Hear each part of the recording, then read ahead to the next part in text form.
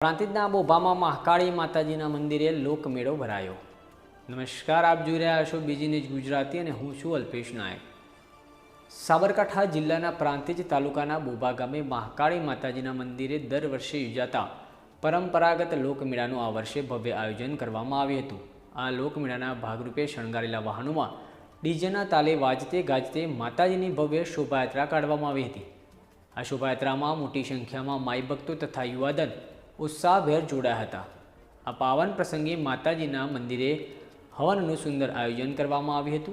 લોકમેળામાં आसपासना गामोना ग्रामजनों मोटी संख्या में उपस्थित रही माताजीना दर्शन करी धन्यता अनुभवी हती।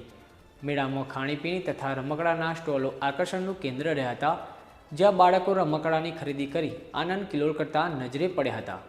आ उपरांत ग्रामजनोना सहयोगथी महाकाળી माताजीना मंदिरे महाप्रसादનું सुंदर आयोजन करवामां આવ્યું હતું, જેમાં ભક્તોએ માતાજીના દર્શન કરી પ્રસાદ લઈ ધન્યતા અનુભવી હતી।